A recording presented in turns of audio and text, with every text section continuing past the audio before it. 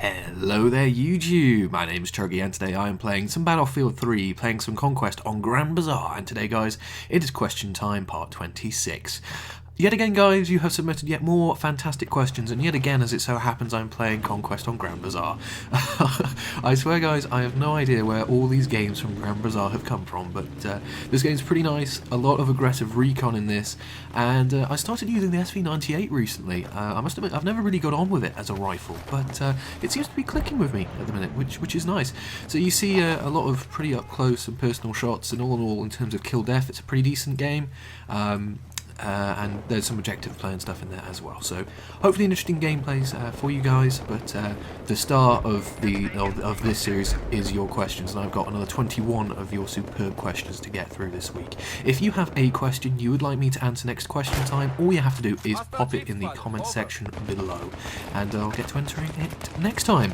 So without further ado, let me get on with the first question this week. And it comes from Ben Smith, and they ask, well, how's it going with my course, and have I, I've finished now, but have I found a job? How are things that way?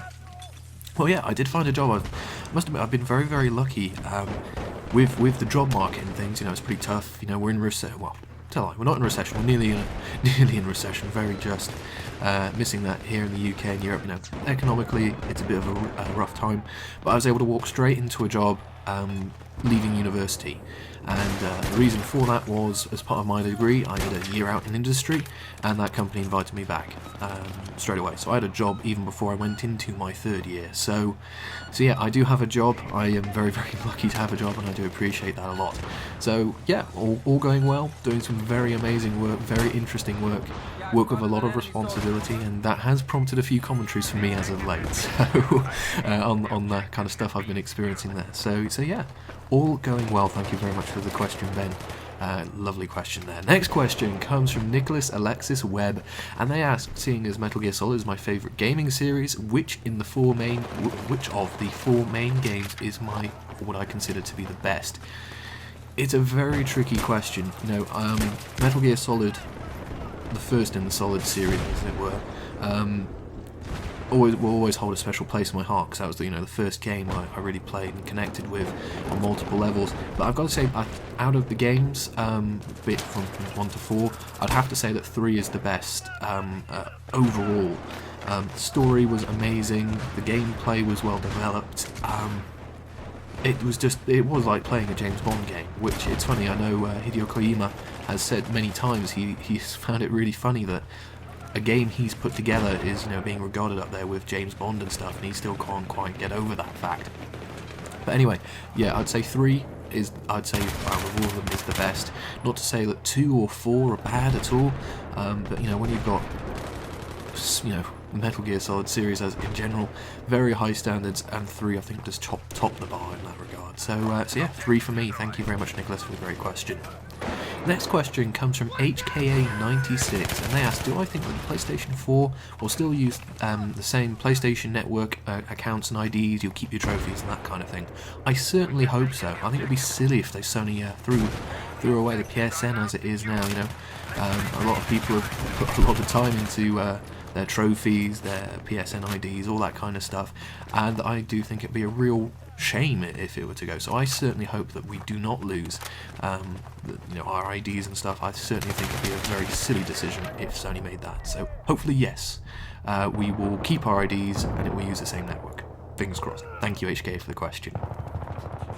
Next question comes from Kostas Derzaguras. Sorry, I can't say your second name, Kostas.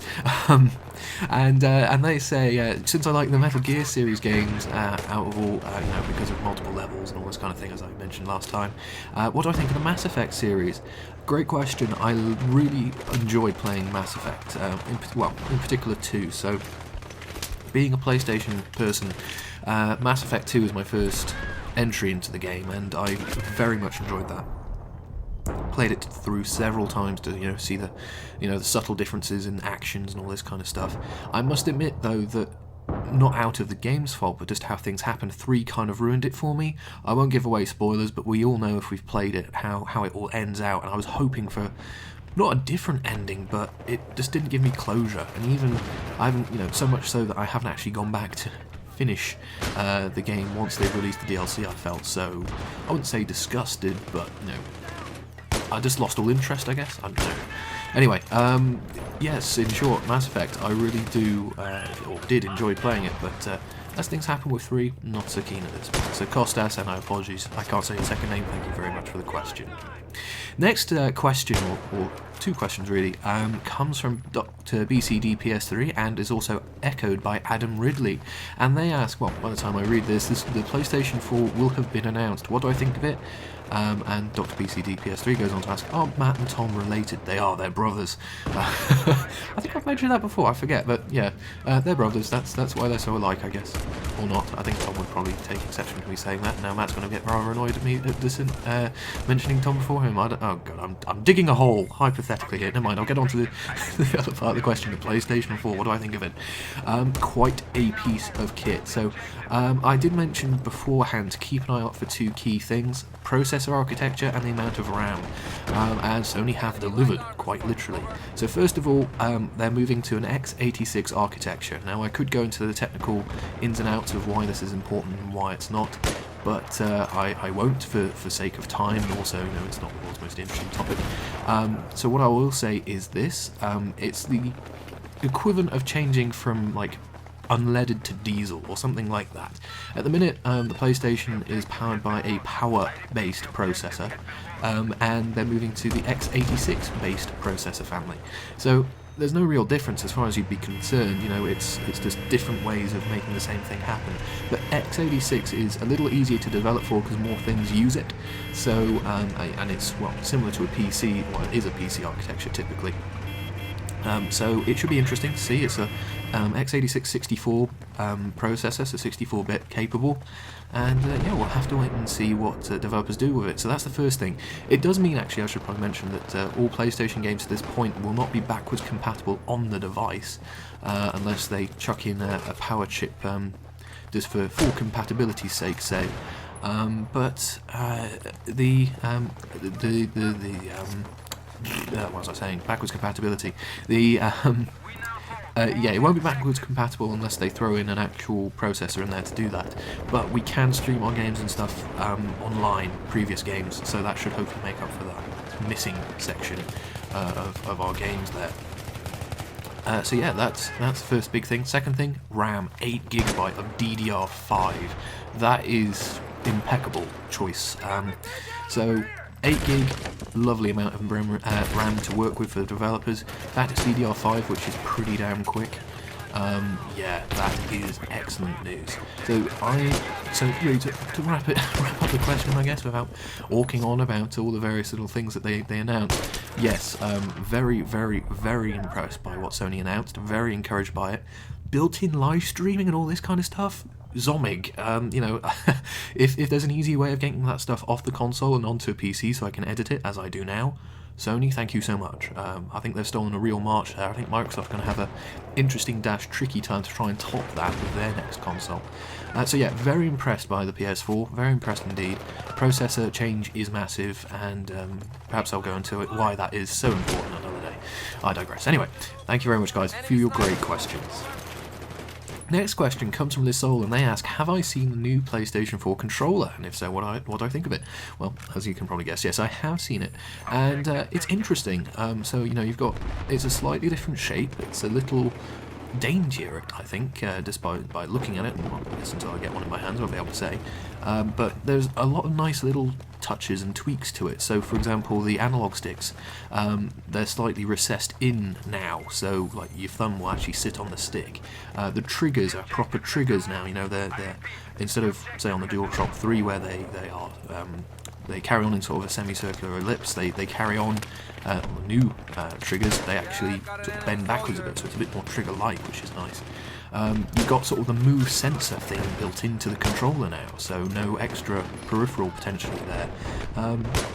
Lots of nice little touches. I'll have to wait until I get one in my hands, I guess, to, you know, get the feel of it in terms of weight and all this kind of stuff. But no, I'm encouraged by it. Yeah, let's see what people do with, like, for example, the touchpad and all this other cool stuff. So yeah, interesting design, and yeah, we'll have to see what happens with it. So Lisol, thank you for the great question. Next question comes from Arsenal 2022, and they ask, do I think the Call of Duty developers are mainly focusing on monetary gain rather than game enjoyment for the target audience? Good question. Now, I will come to almost, I wouldn't say the defence, but certainly the counterpoint for Treyarch and Infinity Ward here, that, they aren't the ones making the game for money. Activision are. They're the publisher, they're the people who own the IP, and they're the guys who are going to the developers and say, right, we want a game in 2 years' time, go. Activision definitely are moneying the series to death, and as a later question, which I'll hopefully get onto, will kind of point out, it's going to be interesting to see what they do in the near future. So yeah, I definitely do think that they are mainly in it for the money and not necessarily the enjoyment.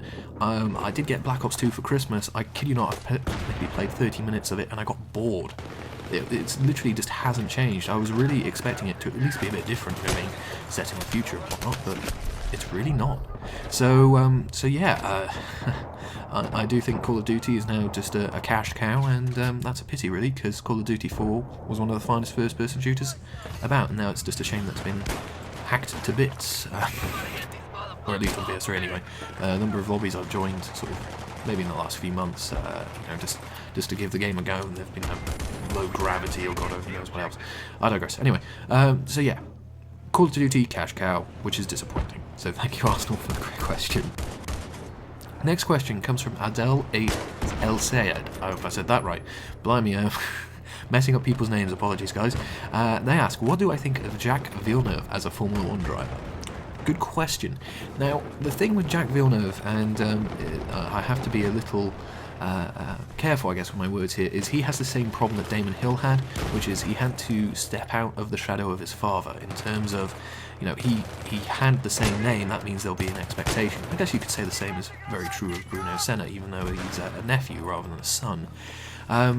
Don't get me wrong, Jacques was a hell of a driver. He got the world title in '97, and he put in some consistent races there. But that was with the Williams, and the Williams was unstoppable back then. We saw him go to BAR and places afterwards, and he wasn't so impressive. And after that, he's kind of drifted around a bit. So fair play to him for getting the world championship, and obviously being literally a relation to Gilles Villeneuve, who some people regard as the greatest or one of the greats of all time.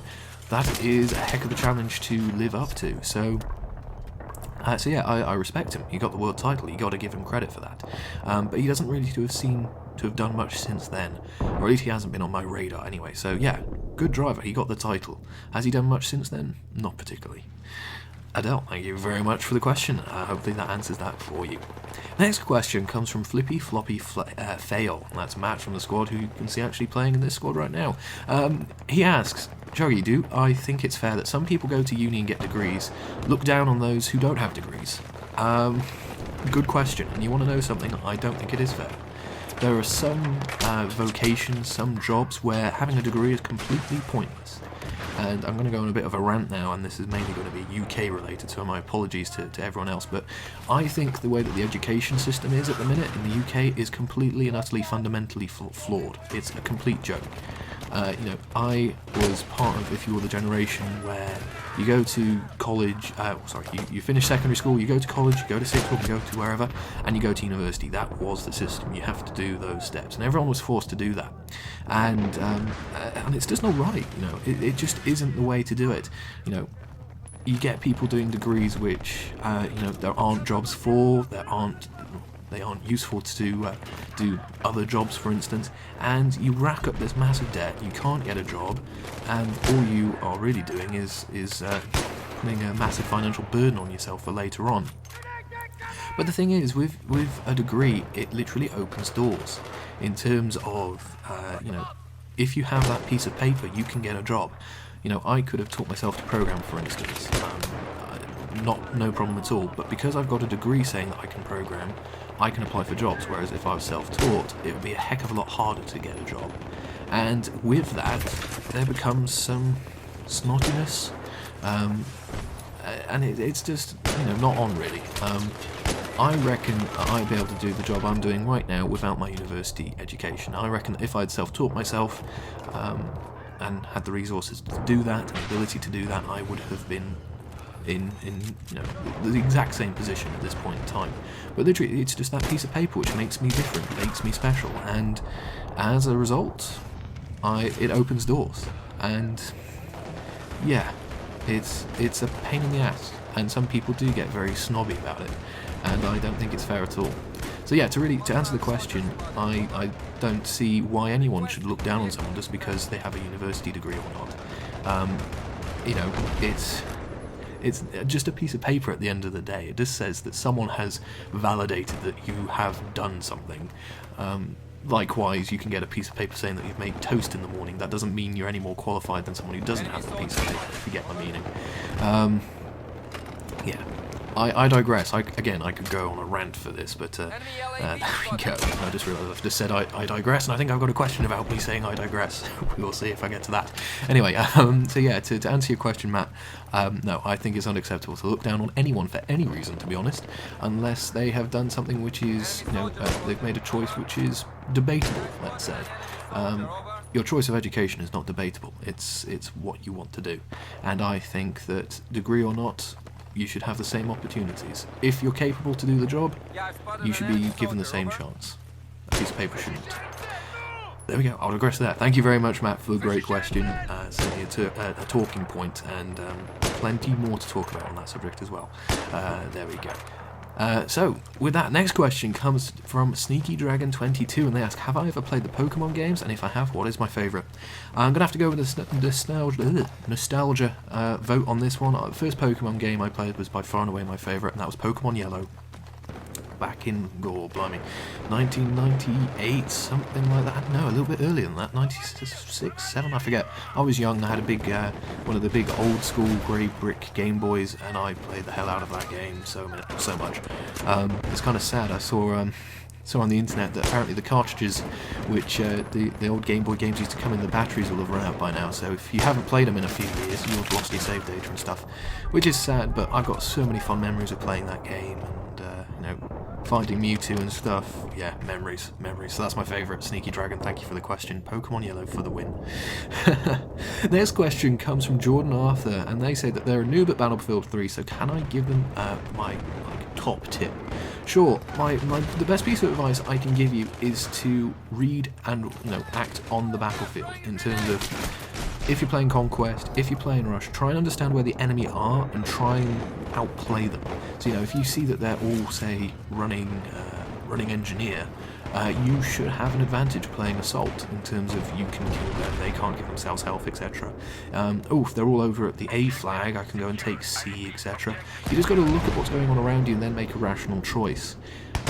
It's kind of tricky to get in that mindset, because normally your first action is, go and find the action and go and try and kill as much as you can, but sometimes it's much better to be out of the fight, taking strategic points, making strategic plays, and profiting as a result. So yeah, keep an eye out on the battlefield, look for your opportunities, and exploit any that you can see. I'd say it's my number one tip. And if you want any more advice, I've got plenty of videos on the channel. I've got a whole series called Battlefield Win, which talks about the classes and all this kind of stuff. Lots to keep an eye out for. Hopefully that will help you, Jordan. Great question. Next question comes from Didza Bakes, and they ask, will I be getting SimCity 5? And yes, I will be. It's coming out this Friday here in the UK. I've got a day off work, so that's quite convenient, and if I've got everything sorted, you might see a live stream of it. Who knows?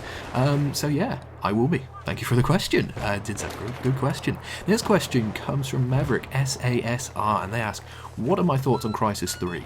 Well, I've played it, finished it. I haven't played the multiplayer yet, but what I will say is I really enjoyed it. I definitely enjoyed it a lot more than 2, and I really enjoyed playing 1, but I think 3 is probably the best of the lot. There's something about it. It made me feel very, well, sneaky. It's quite well, if you play it stealthy as I did, it certainly does reward you for doing that. And yeah, the crossbow, even though it seems like every game these days has just got crossbows for the heck of it, the crossbow in Crysis 3 really is a badass piece of kit, and I enjoyed using that a lot. In fact, I think when I looked at my campaign stats, that was my most used weapon. So yeah, really cool game, really enjoyed playing it. Haven't played the multiplayer, but I've heard nothing but good things about that. So yeah, there we go. I would say I would recommend it, definitely. Maverick, hopefully that answers your question for you. Next question comes from Gasman2418, and they ask a good question, back on the Call of Duty topic. Apparently someone has said that there'll only be one more Call of Duty game, and they ask, what do I think the storyline will be based on, given that they've done the past, you know, World Wars, Vietnam, they've done the present with Modern Warfare, and, well, they've done the future with Black Ops 2. What's left to explore? And I think this is a really good sort of case in point. It kind of goes back to the previous question about Call of Duty being a cash cow. Yeah, what left is there to do now? Real futuristic, you know, laser weapons and stuff, I guess, but I'm not sure if that would have the same appeal as modern day or near future, I don't know. Yeah, Call of Duty, they've released so many games, they've kind of run out of environments, or they've I don't know, it's tricky to, I guess, to try and frame the game in a time period now, because they have done most of it, and it might be a case of, oh, they've run out of time periods, time to give the game, or let the game have a bit of a break for a bit until they can come up with something a little bit new or different. I don't know, but certainly I think the only thing they really can do is, you know, really far out into the future, you know, a couple hundred years with laser weapons or who only knows what else. I think that's all I've really got left at this point. It's a good question, certainly, and well, as I've said before, I really used to enjoy playing Call of Duty, but literally, it just seems the same these days. I'll digress. Gasman, thank you for the question. Next question comes from Amaratuni Ramia. I've probably said that wrong. I'm having a really bad time with the names today. Sorry, guys. And they ask, would I take a job in the United States? Yeah, sure. I mean, the great thing about the industry I'm in, being a software engineer, is my skills are needed wherever, and they can take me wherever. And if there's a job which needs to be done, and it's something I would want to work on, sure, I'd be more than happy to go worldwide, actually, to be honest. I mean, it's easy to say that now, I don't have to make the choice, and, you know, I'll be leaving friends, family, etc. behind, but yeah, if it's work I really want to do, which would really make a difference, I would certainly be interested in doing it. Next, two questions comes from BobNob1964, and they ask, do I think that DICE should make it so that if you're revived, your C4 would last? So I think, for instance, in the last question time, I might put C4 on a tank and die, and when I was revived I couldn't blow the tank up. I think that used to be the case. I thought there was like a cooldown, like it would exist for 10 seconds or so, and if you revived in that time you could detonate it. I think that would be fair enough. Yes, so I guess to answer the question, yes, with perhaps a little bit of a cooldown. And the second question is, and out of the shotguns in Battlefield, what do I prefer, semi-automatic, fully automatic, or pump action? And, you know, what would be my favourite out of each of those categories? Well, I must admit, I'm much more leaning towards the pump action shotguns. I much prefer the single shot power, and out of that, Spaz 12 for me is the best thing that you can find. God, curse you, game, for running out of time there. That would have been so cool. A little spin in a knife, never mind. So yeah, Spaz 12 was my favourite there. Not particularly keen on any other shotguns, to be honest.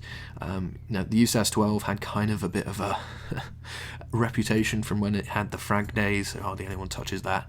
And, you know, the semi-automatics like the Dow and the Sega, I just really haven't used much of. So, to be honest, shotguns, for me, pump action all the way, and Spaz 12 leads the charge there. So there we go, guys. Unfortunately, I have run out of time. I know this one's a little shorter than usual. I'll get to answering questions where I can in the comment section below, as usual. Hope you enjoyed the gameplay. Hope you enjoyed the answers to your great questions. And again, if you have a question you'd like me to answer, all you have to do is pop it down in the comment section. If you could leave a like, dislike, whatever you believe this video deserves, that'd be fantastic. And again, if you have anything you'd like to ask me, pop it in the comments below. So guys, I hope you've enjoyed the video. I've been Chuggy, and I'll see you next time out on the battlefield.